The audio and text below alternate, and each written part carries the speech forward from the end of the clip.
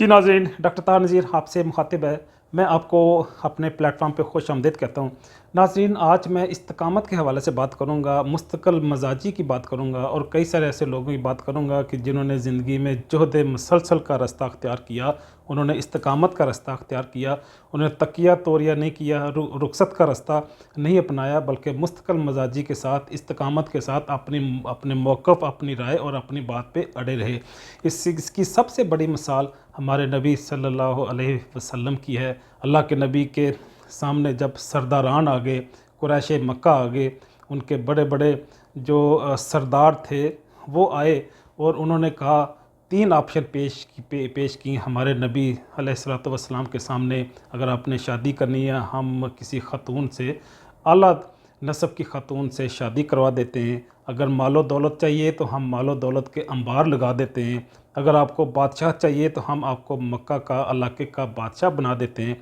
तो अल्लाह के नबी ने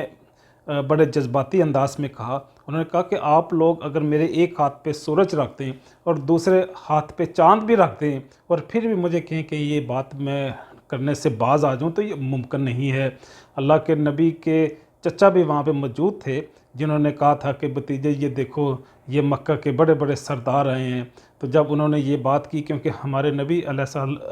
सल्लल्लाहु अलैहि वसल्लम उनका बड़ा एहतराम करते थे, तो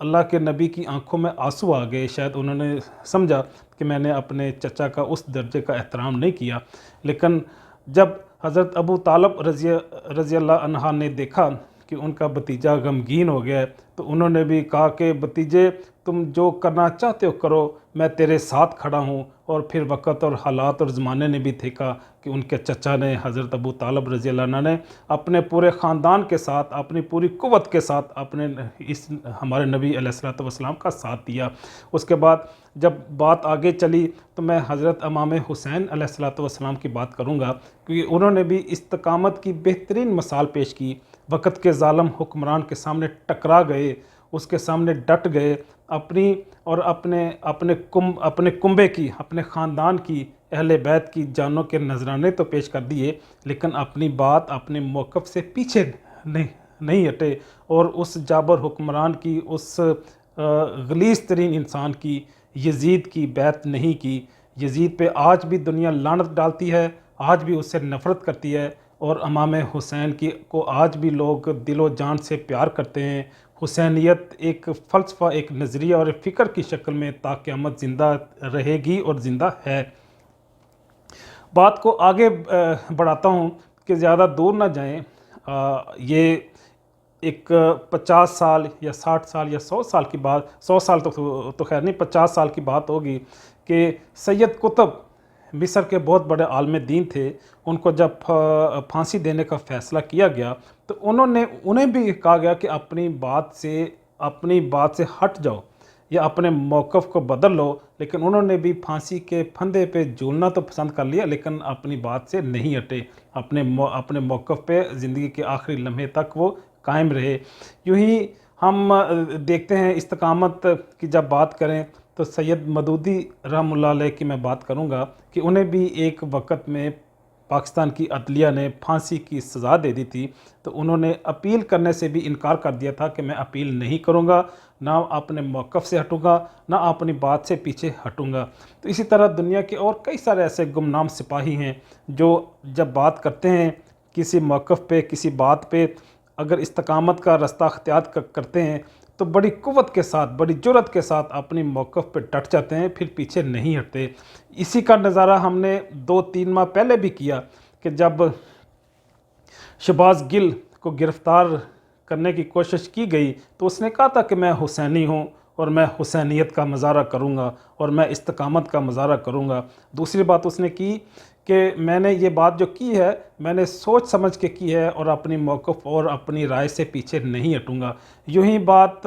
एक और सहाफ़ी ने भी की थी, इमरान रियाज़ ख़ान ने, कि अगर तुम ताकत का इस्तेमाल करना चाह रहे हो तो लो, मैं हाज़िर हूँ, मुझे पकड़ लो, लेकिन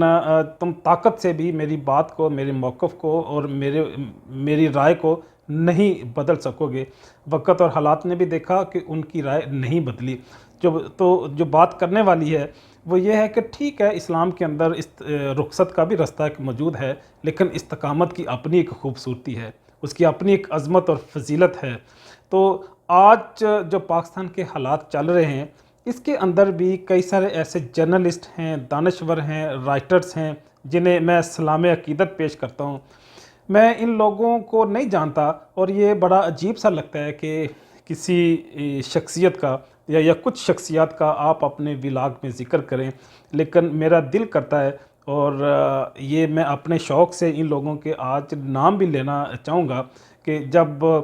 مورخ آنے والا مورخ آج کی تاریخ لکھنی شروع کرے گا تو وہ یقیناً ان ہستیوں کو بھی کبھی فراموش نہیں کر سکے گا۔ وہ کون سی ہیں؟ وہ چاہے صابر شاکر صاحب ہوں، وہ چاہے عمران ریاض ہوں، وہ چاہے ارشد شریف صاحب ہوں، یا عاشر عظیم گل ہو، یا ایک اور کینیڈین جرنلسٹ ہیں حیدر مہندی صاحب، پھر عاشر عظیم گل، ایاز میر، جمیل فاروقی۔ یہ ایسے لوگ ہیں میں سمجھتا ہوں کہ جنہوں نے پاکستانی قوم کا فخر سے سر بلند کر دیا ہے، اور ان کا نام آنے والے دور میں سمجھتا ہوں کہ روشن اور تابناک رہے گا۔ اور جو دنیا سمجھتی تھی کہ پاکستان کو شاید ہم بھیڑ بکریوں کی طرح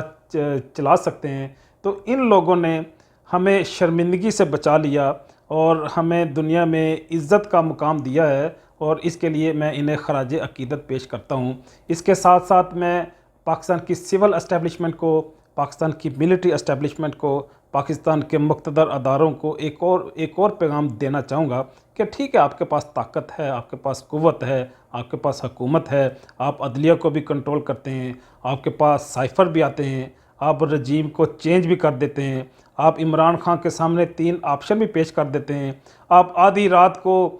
ججز کو اٹھا کے عدالت میں بٹھا بھی لیتے ہیں، اپنی مرضی کے فیصلے بھی کر لیتے ہیں، آپ آدھی رات کو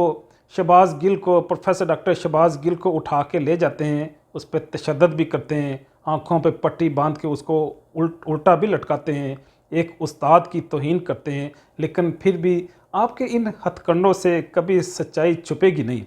کبھی حق مٹے گا نہیں، کیونکہ یہ میں نہیں کہتا، یہ ہمارے نبی علیہ الصلوۃ والسلام نے بتا دیا، یہ اللہ نے ہمیں یہ اصول دے دیا کہ جاء الحق زہق الباطل ان الباطل کان زہوقا، کہ جب حق آتا ہے تو باطل چلا جاتا ہے، بے شک باطل جانے ہی کے لیے ہوتا ہے۔ اسی پیغام کے ساتھ ڈاکٹر طاہر نذیر آپ سے اجازت چاہتا ہے۔ ملتے ہیں زندگی کے کسی نئے موڑ میں نئے علمی مواد کے ساتھ، تب تک کے لیے اللہ حافظ۔